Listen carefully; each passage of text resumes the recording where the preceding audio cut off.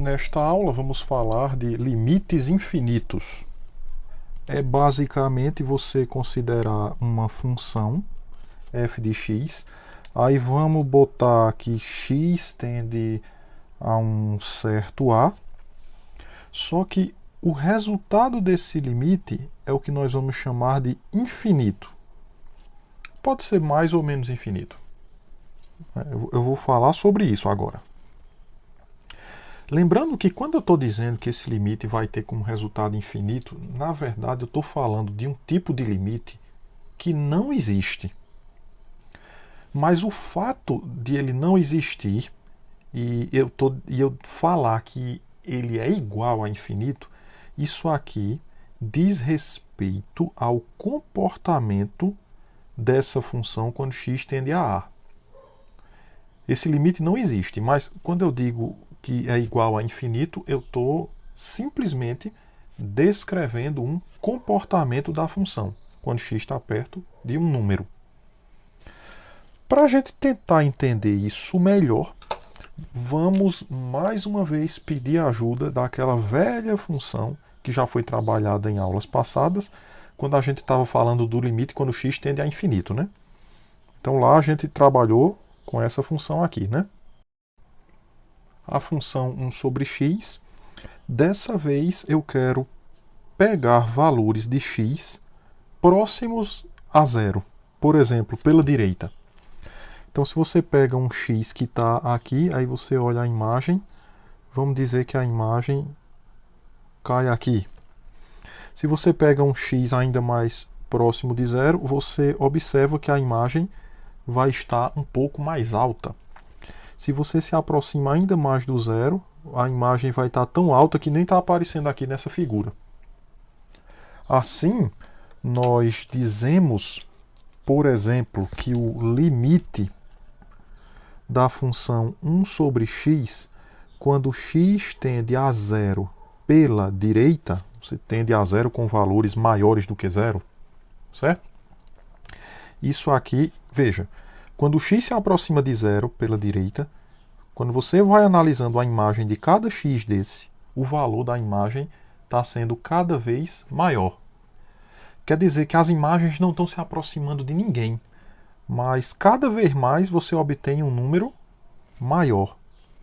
Aí a gente diz que esse limite é infinito. Analogamente, se você faz essa análise aqui pelo lado esquerdo, ó, você pega aqui um determinado x e olha a imagem. Então ele dá esse valor aqui embaixo. Se você pega um valor ainda mais próximo da origem e você olha a imagem, então a imagem vai dar lá embaixo. Mais próximo ainda, tu vai ter uma imagem ainda mais baixa. Quer dizer, quando o x está perto de zero, vamos botar aqui em cima, limite de 1 sobre x, quando x tende a zero pela esquerda. Então tu está obtendo imagens cada vez maiores em valor absoluto, né? Assim, você está se distanciando do zero cada vez mais no eixo y, quando o x se aproxima de zero pela esquerda. Aí a gente diz que esse limite, claro, também não existe, porque não está se aproximando de nenhum número, as imagens da função. Ela não fica arbitrariamente próxima de nenhum número quando o x está suficientemente próximo de zero pela direita. Mesma coisa foi quando eu analisei esse daqui. Pelo contrário, os valores que estão sendo obtidos cada vez mais se distanciam da origem aqui abaixo do zero. Então, eu vou descrever isso, é um limite que não existe. Aí eu vou descrever isso dizendo que esse limite é igual a menos infinito. Assim, nós temos a seguinte definição precisa para limites infinitos. Nós dizemos que o limite de f de x, quando x tende a é igual a infinito se para todo b maior do que zero existe um delta que depende desse b maior do que zero, tal que você tem que a função, olha que coisa interessante, ela fica maior do que b, certo? Quer dizer, isso significa que você está obtendo valores para a função cada vez maiores. Sempre que o teu x, módulo de x menos a, é menor do que delta. Ou seja, sempre que o x fica suficientemente próximo de a. Certo? Imagens cada vez maiores, sempre que o x fica suficientemente próximo do número a. É isso que significa essa daqui, né? Porque essa daqui quer dizer que o x ele pertence ao intervalo a menos delta, a mais delta. Quer dizer, para o x estar dentro desse intervalo, né? Na verdade, o x cai dentro desse intervalo toda vez que você pega um f de x cada vez maior. Você pega um f de x, pega um f de x maior ainda, aí tem um delta, tal que o x cai dentro desse intervalo. Se tu pegar uma outra f de x ainda maior, então tu tem outro delta, tal que o x cai dentro desse intervalo. Então, e assim por diante. E agora vamos verificar a definição precisa de limites infinitos. Esse y representa a função 1 sobre x. Eu estou usando ela mais uma vez para ilustrar a definição precisa. E a gente viu o seguinte: dado um número b, observe, o y está acima de b. Esse b é um número qualquer que você escolhe no início. Então, para esse b, você tem um delta associado a ele, tal que para o y ficar acima de b, o x tem que ficar no intervalo, certo? Menos delta do lado esquerdo, esse daqui, né? E mais delta do lado direito.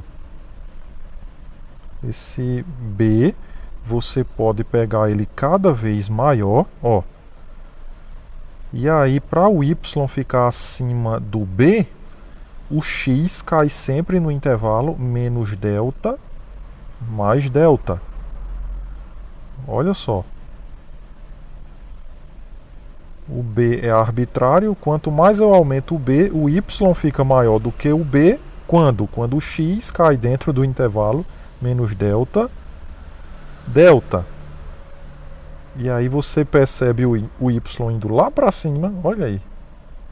Tá nem aparecendo mais aqui na minha imagem, né? À medida que a gente aumenta o número b, né? Então y fica maior do que b sempre que o x cai dentro desse intervalinho no eixo x. Essa é a ideia da definição precisa de limite. Analogamente, nós definimos o limite de f de x quando x tende a igual a menos infinito.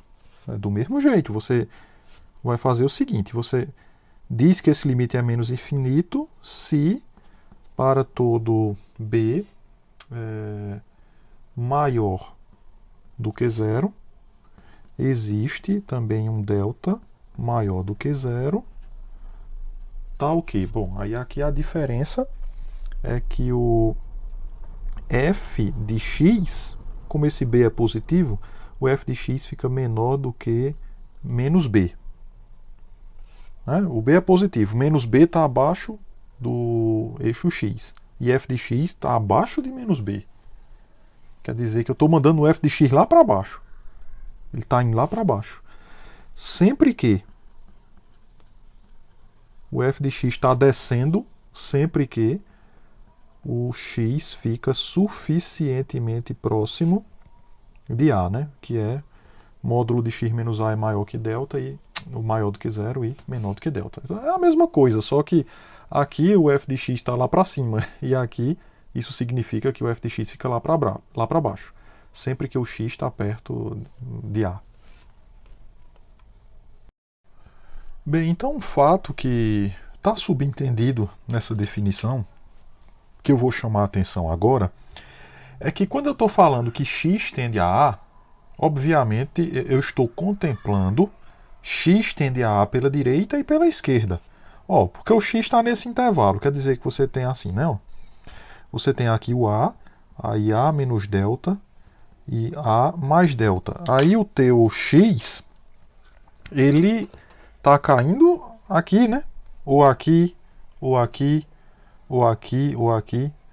Então o x cai dentro desse intervalo pelo lado direito ou pelo lado esquerdo. E nesse exemplo que a gente viu, eu tinha falado apenas dos limites, né? Quando x tende a zero pela direita e depois pela esquerda.